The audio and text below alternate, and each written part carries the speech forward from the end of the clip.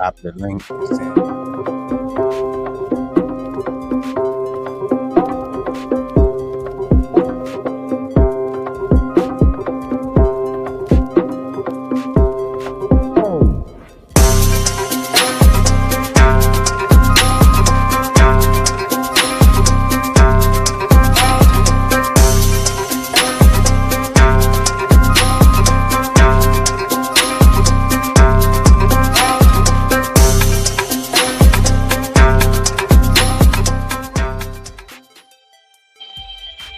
Yo, we back with another episode of the Game Changers Podcast. I'm your host, Boss Man Jay, joined by my co-host, Mel Socrates. We got Gnome G, we got Nick Man from Nick Man TV, and we got T Horton. What's up, fellas? We got the whole crew in the building today. Hey, so I wanted to bring up, we were talking in the group chat about the interview that Jamel Hill did on Cam Newton. I think it was on Cam Newton's podcast, but she brought up the fact, well, she insinuated the fact that Cam Newton may be underpaid when it comes to, in comparison to some of the other former quarterbacks that are now on TV. So brought up an interesting point. I think production got a video for us to watch on television, on a major network.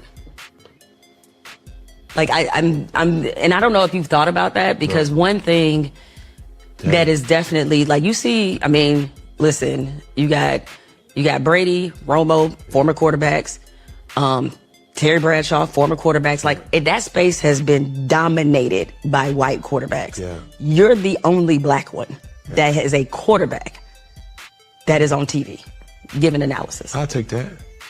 And you heard that, Gilly?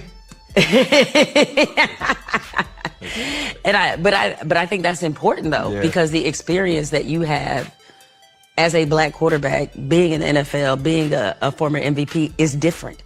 Yeah, but it's different. Can we keep it funky? Yeah. I don't get no Brady deal.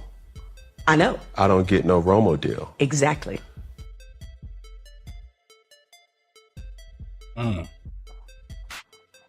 So he bring up the point, he don't get a Brady deal or a Romo deal. And just for context, Romo getting paid $17.5 million a year. Brady getting paid about $39 million a year. What do we got to say about that? I mean, Cam just starting out. What he expecting to be paid? And I think a lot of his stuff is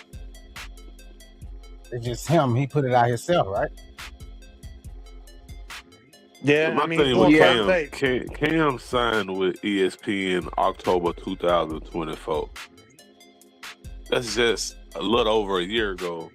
Outside of Brady, them other guys been with. Matter of fact, Tony Romo is not even with ESPN. He's with CBS, right? That's what his deal is at. Yes. Okay, 10 years, 180. But so I mean, Cam Newton has been here, like I said, just over 14 months basically. So how you can't compare your numbers to these guys? No. And I wanted to bring up the fact that Cam probably could demand those type of numbers if he was on the level of a Shannon Sharp. Shannon Sharp probably the only black athlete who could demand them type of numbers, because Shannon has built a platform outside of the biggest media platforms or the cable companies. So I think Shannon probably could demand something like that from one of the companies, and they ain't giving Shannon that, let's be real. But Cam, it is a little short-sighted to even try to compare yourself up against Brady, for sure. But Romo, I think that's a better comparison, and you just got to see where Romo at. Romo at CBS. That's a mainstream, mostly, white institution. So you can't expect for these folks to pay you like you want to be paid when you are not who they want to see. You, with this nigga hair and the weird ass outfits, that's not gonna get the attention of white America. That's who you're talking to when you on CBS News and CBS Sports. And also, like, Jamil Hill, she brought up the angle of race essentially with bringing the whole thing up. She brought it up and then brought up Tony Romo name and brought Tom Brady name up. So to me, it's not really a race thing. More so, it's an experience thing. And what are you bringing to the table as an athlete to present to the viewers and to the fans that really want to watch the content on TV? Because we all know that we want to hear. We all want to hear. We would love our representation on TV as Black people, and anybody I think like to see their people on TV doing whatever, and it represents them. But I think at this when Jamil Hill was bringing up the race angle, you don't only see you're the only Black quarterback and everything. It's like we still want to see Cam on TV more though. We know Cam from his platform on YouTube, which is cool, and we like his. I think the majority of people on this panel and most people that tune in to Cam on his YouTube channel enjoy his YouTube channel for what it brings, his interviews, his style, the style he does with his interview and stuff like that. But TV is a different animal, you know what I'm saying? And allow him to gain, notoriety on TV as an analyst before we think he got to get all this money.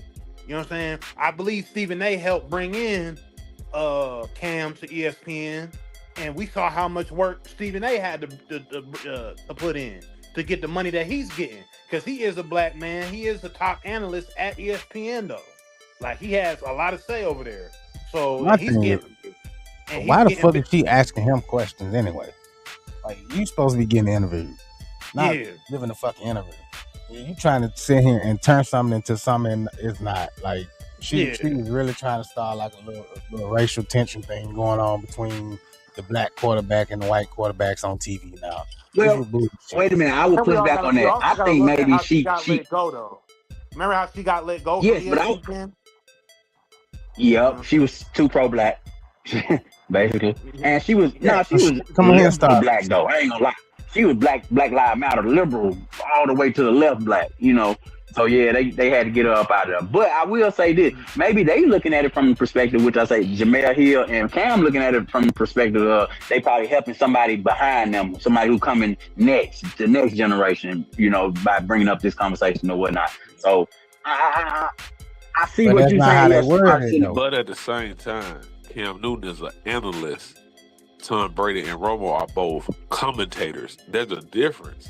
You feel what I'm saying? There's a big difference. Yeah, you're right. You're right. They're on TV at the prime time moments. They are the play-by-play. Right. Play-by-play, color commentary. Yeah, you feel what I'm saying? Right. So it's a big difference. And Romo has been doing commentating since 2017. Mm-hmm. You feel what I'm saying? So he basically almost 10 years in the game doing what he was doing.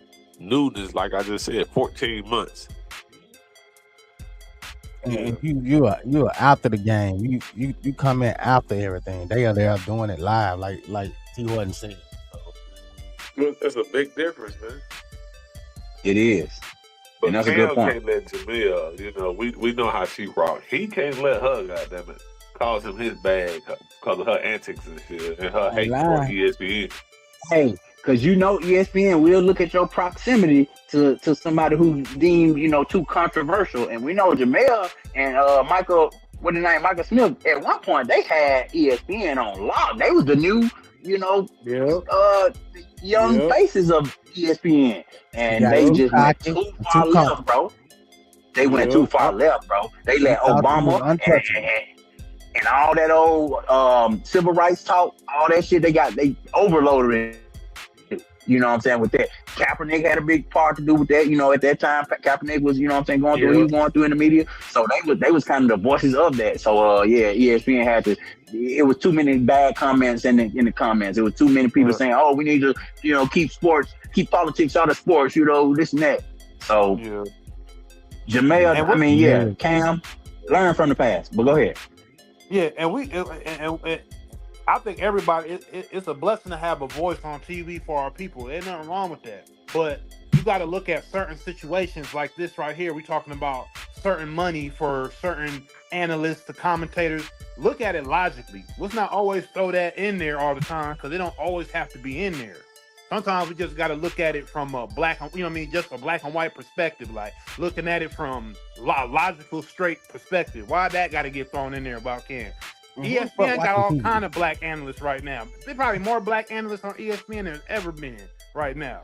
There's so many faces of black folks on ESPN that don't have nothing to really do with it, in my opinion. Cam just got to put the work in. You know what I'm saying?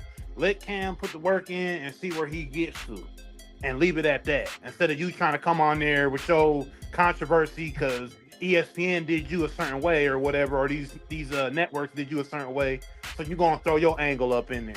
It's like, come on, man. And I'm gonna hold on to the point where I think, Cam, you not what middle America want to see. Don't nobody want to see your weird dressing ass. Like, that might be good for a certain demographic of but niggas we talking shit Atlanta. About him though. You know what I'm saying? We talking shit about Cam's outfit. So you think that shit? We all. So you think these guys in middle America want to see, you and your Willy Wonka suits and shit? So that part, I wanna, just, we have to be self-aware. You know what I'm saying? You can wear anything you want to wear, but if you trying to appeal to the masses, bro, sometimes you gotta, you know what I'm saying? It's a word called assimilate. You know what I mean? So if you're not gonna assimilate, you can't be shocked that the masses don't wanna. That's a big word, boy. Go along with what you're doing. I'm just saying, that's kind of where it is right there. All right, Ocho. Get my notebook. Assimilate. Hey, real talk though, man. Real talk. Jamel Hill, I say, man, you got to be careful with her, bro. Be careful, Cam. She gonna destroy your shit, boy. She already in the black quarterback that's on television on a major network. Like I'm, and I don't know if you've thought about that, because one thing that is definitely, like, you see, I mean, listen, you got Brady, Romo, former quarterbacks, Terry Bradshaw, former quarterbacks. Like, that space has been dominated by white quarterbacks. Yeah. You're the only black one that has a quarterback that is on TV giving analysis. I'll take that. And you heard that, Gilly? But I think that's important though, because the experience that you have as a black quarterback, being in the NFL, being a former MVP, is different. Yeah, but it's different. Can we keep it funky? Yeah. I don't get no Brady deal. I know. I don't get no Romo deal. Exactly. Okay, this is exactly what I'm talking about right there. Shout out Natasha Marie in the comment. But that's exactly what I'm talking about. Cam, you speak in English, you speak in Ebonics. Most of the people on these bigger networks at CBS and at Fox who are watching Tom Brady and Romo, they want you to speak proper English. You saying, I don't get no Tom Brady, I don't get no Brady deal, I don't get no, like, that's more slang talk, you know what I'm saying? So don't be surprised. That's cool. Yeah, you can talk the slang talk. You can talk slang talk, bro. But don't be surprised if you don't get the big brand partnerships, because they want you to speak a certain way and look a certain way. They want you to be clean cut. They want you to, you know what I'm saying, be unproblematic Negro. You know what I mean? So if you're not that, which, it's just part of which way you want to play the game. So, but you don't seem surprised when they don't want to give you what you want. Yeah. Also, she brought up Terry Bradshaw. Man, Terry that man been doing that shit for like 40 years. Man he definitely been on Fox for what? Since the early 2000s? Shout out to the longest. But she also tried to play the role. She said, you're the only black quarterback. She kept pushing that. She kept pushing. You see what I'm saying? Black quarterback, because ESPN is loaded over there with black analysts. You know what I'm saying? Marcus Spears been over there how long? Ryan Clark is over there. Stephen A. is damn near the face of ESPN. So why you just got some new guy over at on Sports Center. I forget his name. They just got him. He ain't been on there that long. And you can tell that brought up a good point. None of those guys we just named are color commentary. None of them. That's a whole different job, bro. Like, they gonna get the big money because they live and they have to watch all these games and keep the viewer engaged. You know how many times I can retake First Take before I air it, as opposed to I'm calling the game live, play by play. That is way harder than You know, it's less Yeah, room because for ain't no mistakes. room to mess up. Ain't no mistakes. Shit, You what know what I'm you say saying? is what goes out. Yep. Already. So, yeah. So what was his sentence I after don't get what he she made come that from. statement that he don't get the Brady deal? What was his next sentence after that? Did he go into explaining it? Nah, first off, she came up with the shit. It was just random. They talking about something else, and then she throws that random shit in there, like she's trying to get some shit started. Yeah, I knew She what was narrative waiting she on. would push. Yeah, she was waiting on her moment to bring that up, and that's just her being bitter because of what happened to her. So now she want to try to start some shit. But Cam got to be smart and let this woman fuck what you got going on up, because she ain't got shit going on. Yeah, you gotta be careful with that. I agree, because like Boss Man Jay has stated, her and what's your boy with the glasses that you Michael named? Smith. Michael Smith. They were like the front, they were like the faces of ESPN at one time with their, a lot of pro black takes, and it was dope to see them. But then like it seemed like it went to the top with Kaepernick, and then they were like the beginning of cleaning the house of that era of ESPN. Yeah, but my thing is, wasn't RG3 ain't he black? Wasn't he a sports analyst at ESPN before he went over there to Fox Sports now, right? Yeah. But wasn't he with ESPN? Yeah. So she making it seem like Cam is the first to first ever. and only. You know what I'm saying? Exactly. When that's a lie. Exactly. Yep. Oh, there you go. Yep. There you go. And he looked like he was shocked as hell when she brought it up. Like he didn't want to touch it, but then he didn't want to seem like he fell right into the trap, bro. Mm-hmm. You got to be careful with that. So yeah, former MVP. Yeah. Go ahead. Because McNabb made some appearances before. Yeah. Keep doing your thing, bro. But we just don't fall saying into that. They have a job over there. I know RG3 was over there. Yeah. Well. So as soon as he got hurt, basically when he retired from then you threw out my bad, no, but to throw out names like Terry Bradshaw, man, it's damn near my whole life that nigga been over there. You feel what I'm saying? Boomer Esiason. It's other ones too, though. It's other ones, that are more recent. But they do have these quarterbacks who ain't winning shit. You think about Boomer Esiason. Boomer Esiason record don't hold a candle to Cam Newton record, college or pros. But of course, it's who are we trying to appeal to? CBS is not trying to appeal to the hood, bro. CBS is not trying to appeal to young Black America. That's who Cam core demographic is. Right or wrong? Yeah. I mean, that's okay. So CBS, that's where he targets. Yes, so CBS has a different agenda when it comes to their targeting of course, they want everybody to watch the show, but their main target of the show is middle-aged white America. You know what I'm saying? So Cam can't be mad, man. Just build your own shit, bro. Get so big to where you can demand them type of numbers. Because at this point, you not. We said his salary in comparison to Tony Romo. Tony Romo was at $17.5 million a year, and Cam was at about $2 million with ESPN. But what about what you making on your own? Because this was, from my understanding, this was from his own podcast right here, right? She came on his podcast. And you just started out, bro, and you already making $2 million. That's the thing. You comparing 9 years of experience with Romo with 14 months experience with Newton. There's going to be a difference in the pay grade. Coming on here expecting these big ass contracts that Brady and Romo now are getting right now when nigga you just coming out. Motherfuckers are just starting to pay attention to you, and this is really because he's getting more attention now because of the shit with him and Gilly, or him and who else he had went up was going up again. Well, that's when earlier y'all had made the point about him it being a bad look that he got to fighting at that little camp and stuff, where you don't see Brady or some of the other quarterbacks, retired quarterbacks in no beefs or no shit like that, physical altercation. And not even I guess you could say that that ain't the first time. Not even that camp. He just beat up that mascot. Remember? Yeah. he just sat here and hold on. And that was on national TV. Yeah. So at a college football game that he was supposed to be announcing that. Hey, I know, you know what I'm saying. We all pro-black, but we gonna keep it real. You know what I'm saying. What he said, keep it funky. We gotta keep it real. Well, he said, can I keep it funky? Yeah. We ain't with the bullshit. But shout out Cam, man. Keep working, Cam. Don't start crying and shit now. Don't start comparing yourself to these motherfuckers. Football field.